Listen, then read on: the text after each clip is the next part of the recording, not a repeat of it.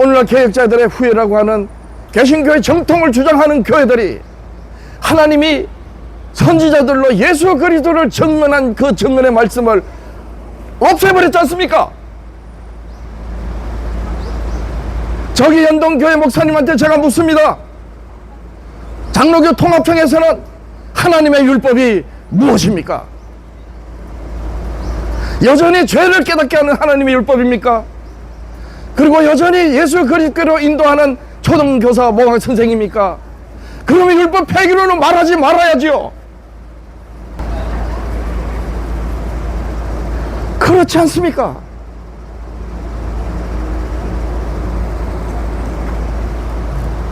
하나님께서 사랑하시는 여러분들이시여, 특히 기독교인 여러분, 성경을 꺼내서 하나님의 율법이 뭘 의미하는지 살펴보십시오. 하나님의 율법은 죄를 깨닫게 하는 것이에요. 그 죄는 말씀드렸다시피 사람들이 일반적으로 말하는 죄가 아니란 말입니다. 사람들이 일반적으로 말하는 나쁜 짓 하는 그것의 죄는, 왜냐? 이미 사람이 죄인이기 때문에 죄된 행동이 나타나는 게 사람들이 말하는 나쁜 짓 하는 죄예요. 그래서 사람들이 말하는 죄는 그 대상이 사람입니다. 근데 성경에서 하나님께서 말씀하신 죄는 그 대상이 하나님이에요. 그러면 하나님을 알아야지 그 죄를 깨달을 거 아닙니까? 그래서 율법으로 죄를 깨달음이라 하는 것은 하나님을 안다는 것입니다. 그렇기 때문에 율법을 다 이루신 예수 그리스도를 하나님으로 믿고 신앙을 하는 거예요. 그래서 율법이 초등교사라 했던 겁니다. 근데 장로교 칼뱅주의 교회들에게 이 율법이 있냐는 거예요. 율법을 지키면 율법주의자라고 온갖 비난하고 결국 이단이라고 정죄하고, 그것이 바리새인들이 예수 그리스도를 죽인 것과 뭐가 다릅니까?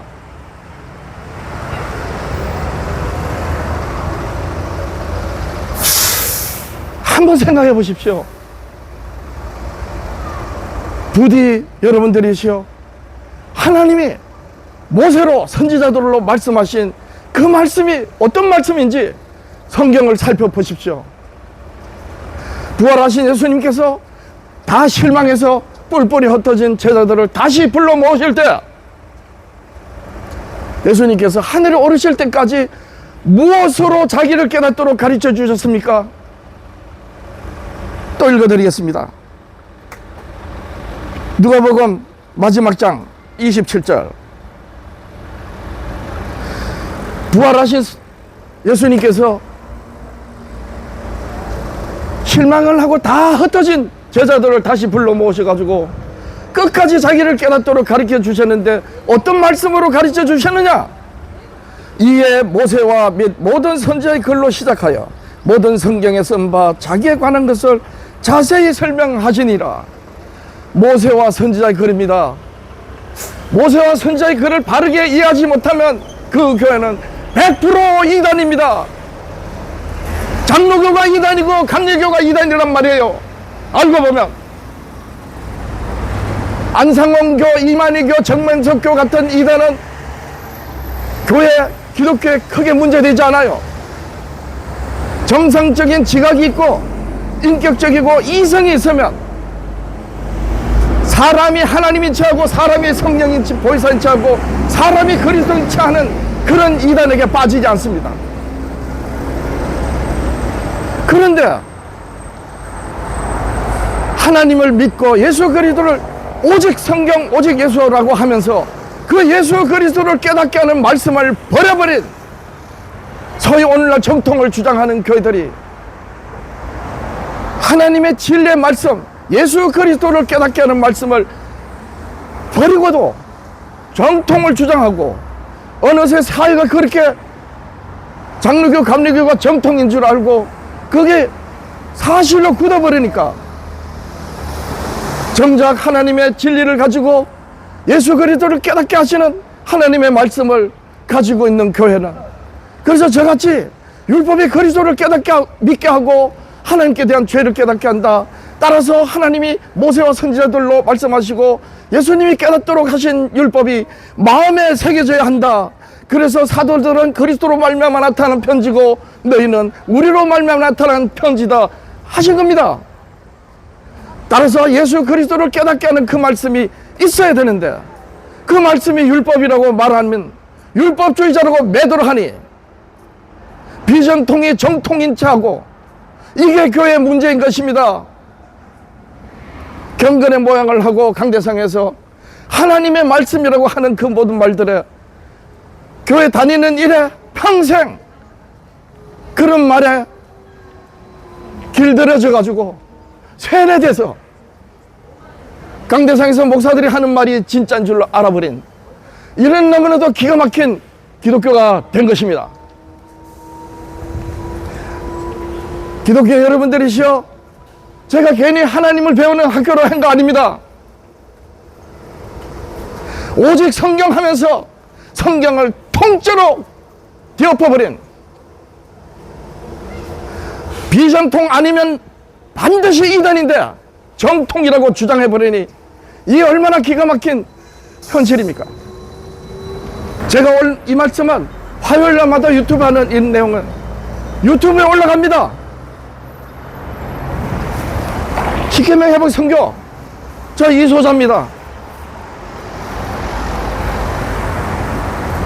유튜브로 보시고 오늘 지나가다가 얼핏 들은 이 말씀이 여러분들의 마음에 찔려서 사실이 그러한가 하고 성경으로 확인해 보시는 여러분들이 그 정성과 그리고 하나님의 말씀을 바르게 알고자 하는 그런 마음을 가지고 살펴보시길 권합니다.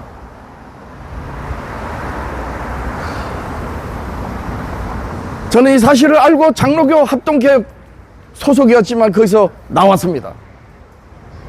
그리고 십계명 회복 선교와 회복을 하자, 하나님의 언약의 말씀을 마음에 담자, 그래서 우리가 그리스도의 편지가 되자, 그래서 일요일 예배를 버리고 안식일 계명을 따라서 안식일에 저는 예배드립니다.